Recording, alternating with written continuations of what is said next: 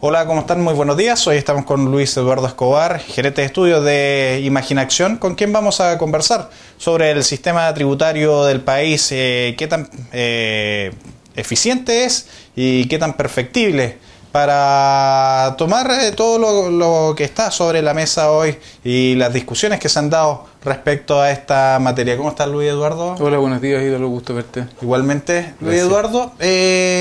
¿Cómo es el sistema tributario, la estructura tributaria de Chile y cuáles son las mejoras que podría tener esto?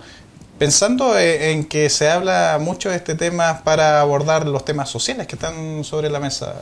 Bueno, en realidad han habido dos bases sobre las cuales se ha planteado esto. Uno es para poder financiar gastos sociales y otro tiene que ver con los temas de equidad, y si acaso el sistema en sí mismo está bien armado, estructurado o no.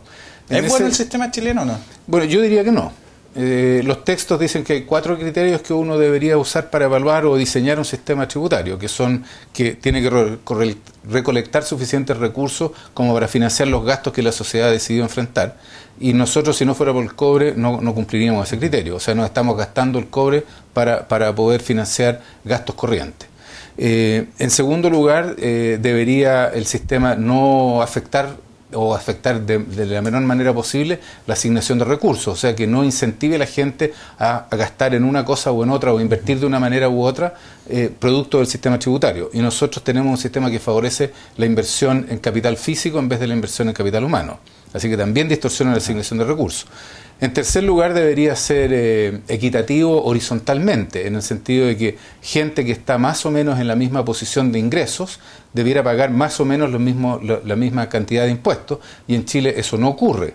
Los empleados que son asalariados pagan mucho más impuestos que los independientes, que tienen el mismo nivel de ingreso. Y por último, el cuarto criterio es que debería haber equidad vertical, es decir, que la gente que gana más también aporte más al sistema, pague más impuestos, ¿no? Y eso tampoco se cumple, porque según los datos de la CACEN, la gente que gana más de 1.800.000 pesos en Chile son como el 20% de la fuerza de trabajo, y de eso solo el 4% paga los ingresos que corresponderían a esa categoría. Es decir, la enorme, más del 90% de las personas no están pagando lo que les corresponde. ¿Cuáles son los puntos más críticos que deben abordarse ahora ya? Bueno, a ver, en primer lugar, una de las distorsiones que tiene el sistema es que nosotros hemos estado viviendo del cobre ya hace varios años.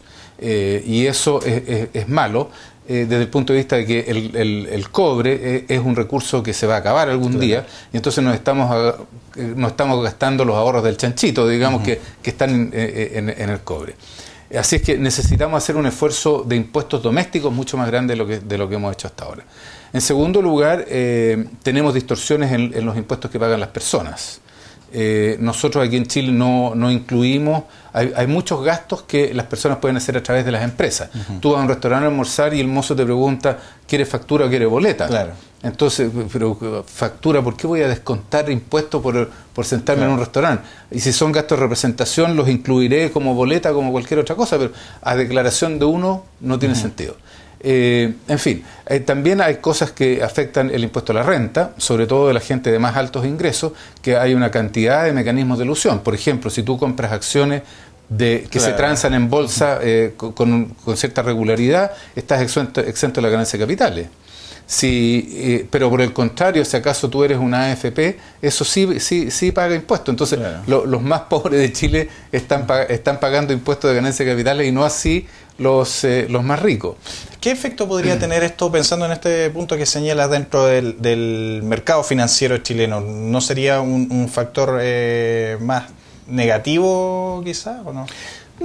No, porque lo que estamos diciendo es que lo que hoy día se favorece en el sentido de eximir de impuestos son los ingresos del capital, pero no los ingresos del trabajo. O sea, mientras más rico eres, menos impuestos pagas. Esto es totalmente absurdo. Lo que representa el esfuerzo de la gente está grabado, y lo que representa simplemente sentarse a gozar de las rentas está exento de impuestos. Lo mismo ocurre con los ahorros previsionales voluntarios, que ni siquiera están sujetos a impuesto a la herencia. Luis Eduardo, ¿cuál es la realidad en el exterior? ¿Cómo es el sistema chileno frente a países que son más desarrollados?